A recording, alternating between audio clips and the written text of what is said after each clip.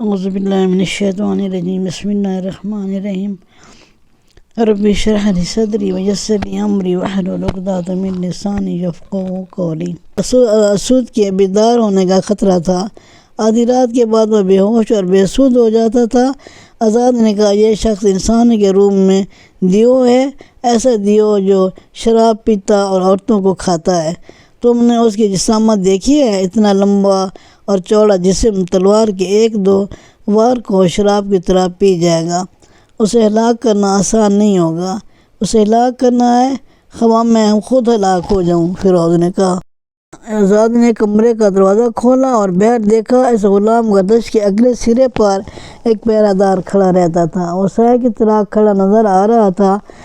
صاف پتہ چلتا تھا کہ اس طرف کی پیٹھ ہے۔ آزاد اپنے کمرے سے نکلی اور دبے پاؤں اسود کے کمرے کا دروازہ کھولا۔ ہلکی روشنی والا ایک فانوس جل رہا تھا۔ اسود پیٹھ کے بل بستر پر پڑا خراٹے لے رہا تھا۔ مورخ اس دور کی تحریروں کے دو حوالے دے کر لکھا ہے کہ جب آزاد اسود کو دیکھ کر واپس آئی تو اس کا انداز ایسا تھا جیسے ایک شعلہ آیا ہو۔ یہ انتقام اور نفرت کا شعلہ تھا۔ آؤ فیروز، اس نے کانپتی ہوئی آواز میں کہا، وہ بے ہوش پڑا ہے۔ فیروز آزاد کے ساتھ کمرے سے نکل گیا اور دبے پاؤں آزاد کے پیچھے اسود کے کمرے میں داخل ہوا۔ اسود جنگلی سونٹ جیسا انسان تھا، کمرے میں شراب اور گناہوں کا تفن۔ آزاد نے کمرے کا دروازہ کھولا اور باہر دیکھا۔ اس غلام گردش کے اگلے سرے پر ایک پہرہ دار کھڑا رہتا تھا۔ وہ سائے کی طرح کھڑا نظر آ رہا تھا۔ صاف پتہ چلتا تھا کہ اس طرف کی پیٹھ ہے۔ آزاد اپنے کمرے سے نکلی اور دبے پاؤں اسود کے کمرے کا دروازہ کھولا۔ ہلکی روشنی والا ایک فانوس جل رہا تھا۔ اسود پیٹھ کے بل بستر پر پڑا خراٹے لے رہا تھا۔ مورخ بلازری نے اس دور کی تحریروں کے دو حوالے دے کر لکھا ہے کہ جب آزاد اسود کو دیکھ کر واپس آئی تو اس کا انداز ایسا تھا جیسے ایک شعلہ آیا ہو۔ یہ انتقام اور نفرت کا شعلہ تھا۔ آؤ فیروز، اس نے کانپتی ہوئی آواز میں کہا، وہ بے ہوش پڑا ہے۔ فیروز آزاد کے ساتھ کمرے سے نکل گیا اور دبے پاؤں آزاد کے پیچھے اسود کے کمرے میں داخل ہوا۔ اسود جنگلی سونٹ جیسا انسان تھا، کمرے میں شراب اور گناہوں کا تفن تھا۔ جانے اسے کیوں ہوا، اسود بیدار ہو گیا۔ اپنے وزیر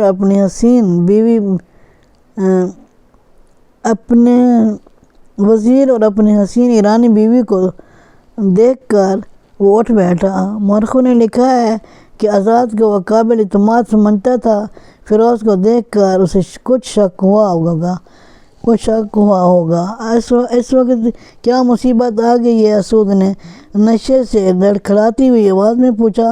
فیروز نے ایک لمحہ ضائع نہ کیا، تلوار کھینچی اور پوری طاقت سے اسود کی گردن پر وار کیا۔ اسود نے گردن بچا لی اور تلوار اس کے ننگے سر پر لگی۔ اسود کے منہ سے چیخ نما آوازیں نکلیں اور بستر سے لڑک کر دوسری طرف گرا۔ غلام گردش میں دوڑتے قدموں کی دھمک سنائی دی۔ آزاد تیزی سے باہر نکلی اور دروازہ بند کر لیا۔ پہرہ دار دوڑا آ رہا تھا۔ آزاد نے تیزی سے آگے بڑھ کر پہرے دار کو روک لیا۔ کمرے سے اسود کی ہلکی ہلکی آوازیں آ رہی تھیں۔ واپس اپنی جگہ چلے جاؤ، آزاد نے پہرہ دار کو تحکمنان لہجے میں کہا۔ رحمان الیمن کے پاس فرشتہ آیا ہوا ہے، وہی نازل ہو رہا ہے، جاؤ ادھر نہ آنا۔ مورخ بلازری نے لکھا ہے کہ پہرہ دار نے احترام سے سر جھکا لیا اور چلا گیا۔ آزاد اندر آئی تو دیکھا کہ اسود فرش سے اٹھ کر بستر پر گر رہا ہے اور فیروز دوسرے وار کے لیے آگے بڑھ رہا ہے۔ اسود بستر پر گر پڑا۔ اس کا سر پلنگ کے بازو پر تھا اور سانڈو کی طرح ڈکار رہا تھا۔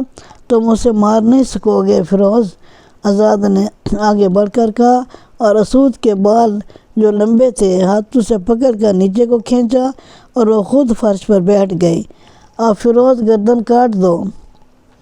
فیروز نے ایک ہی وار سے اسود کی گردن صاف کاٹ کر سر جسم سے الگ کر دیا۔ فیروز کے ساتھیوں کیس عبد یغوث اور دازویہ کو معلوم تھا کہ آج رات کیا ہونے والا ہے۔ فیروز نے اسود کا سر اٹھایا اور ان دونوں کے ہاں جا پہنچا۔ محافظوں اور پہرہ داروں کو رحمان الیمن کے قتل کی خبر ملی تو انہوں نے محل کو محاصرے میں لے لیا۔ آزاد فیروز کے ساتھ رہی۔ محل میں بھاگ توڑ مچ گئی۔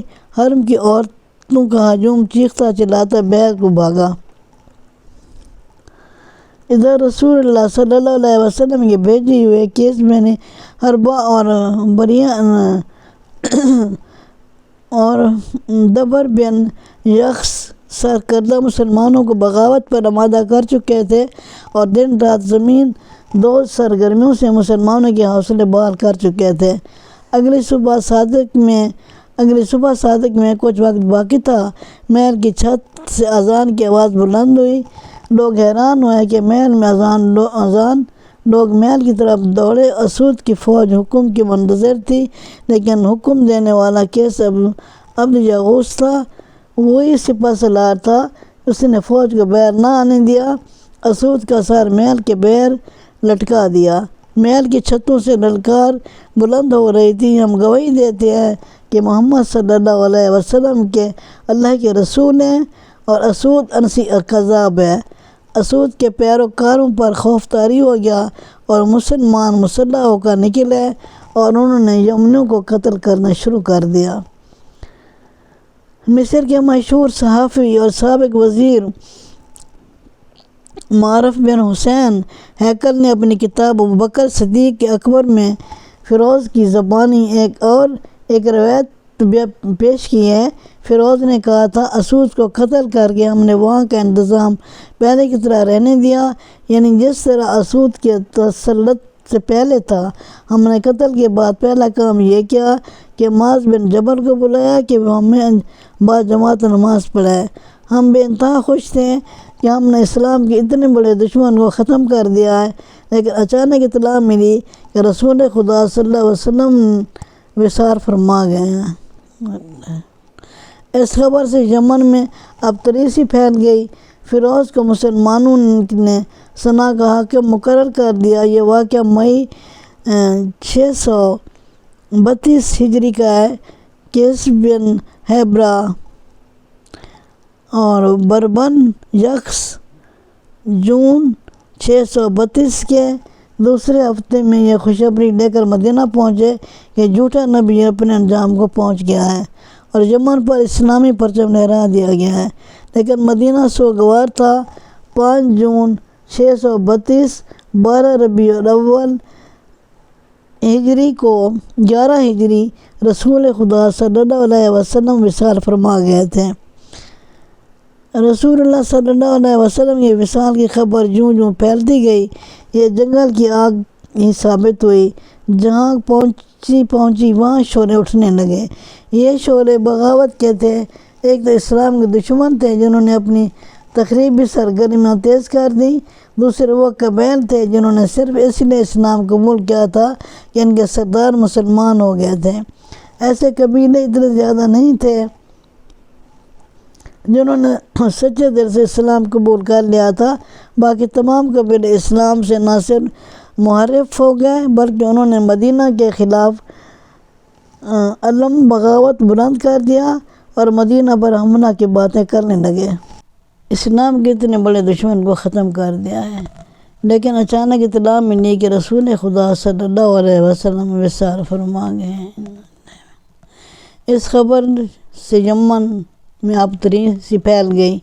فیروز کو مسلمانوں نے صنعاء کا حاکم مقرر کر دیا۔ یہ واقعہ مئی 632 کا ہے۔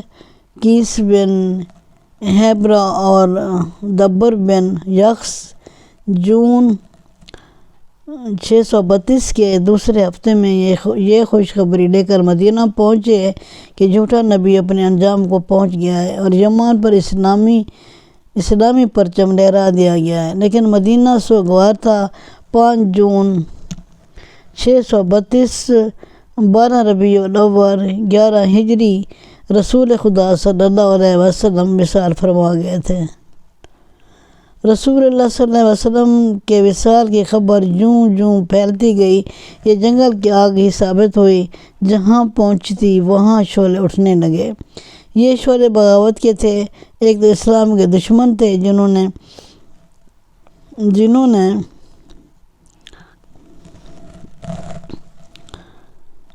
ایک وصال کی خبر جوں پھیلتی گئی، یہ جنگل کی آگ ہی ثابت ہوئی، جہاں پہنچی وہاں شعلے اٹھنے لگے۔ یہ شعلے بغاوت کے تھے۔ ایک تو اسلام کے دشمن تھے جنہوں نے اپنی تخریبی سرگرمیاں تیز کر دی تھی، دوسرے وہ قبائلی تھے جنہوں نے صرف اس لیے اسلام قبول کیا تھا کہ ان کے سردار مسلمان ہو گئے تھے۔ ایسے قبیلے اتنے زیادہ نہیں تھے جنہوں نے سچے دل سے اسلام قبول کر لیا تھا، باقی تمام قبیلے اسلام سے نہ صرف محرف ہو گئے بلکہ انہوں نے مدینہ کے خلاف علم بغاوت بلند کر دیا اور مدینہ پر حملہ کی باتیں کرنے لگے۔ خلیفہ اول حضرت ابوبکر صدیق رضی اللہ عنہ نے باقی قبیلوں کو پیغام بھیجے کہ وہ اسلام کو نہ چھوڑیں۔ قاصد جہاں بھی گئے وہاں سے انہیں جواب ملا کہ ہمارا قبول اسلام صرف ایک شخص رسول کریم صلی اللہ علیہ وسلم کے ساتھ معاہدہ تھا، وہ شخص نہیں رہا تو معاہدہ بھی نہیں رہا، اب ہم آزاد ہیں اور ہم اپنا راستہ اختیار کریں گے۔ تیسرا اور سب سے خطرناک فتنہ جھوٹے مدعیان نبوت کا تھا۔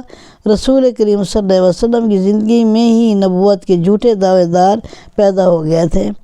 اس کی پشت پناہی رومی، ایرانی اور یہودی کر رہے تھے۔ ان جھوٹے نبیوں میں ایک خوبی مشترک تھی کہ وہ شعبدے باز اور جادوگر تھے۔ شعبدے بازی اور جادوگری میں یہودی ماہر تھے۔ اسود انسی کا ذکر ہو چکا ہے، وہ بھی شعبدہ باز تھا۔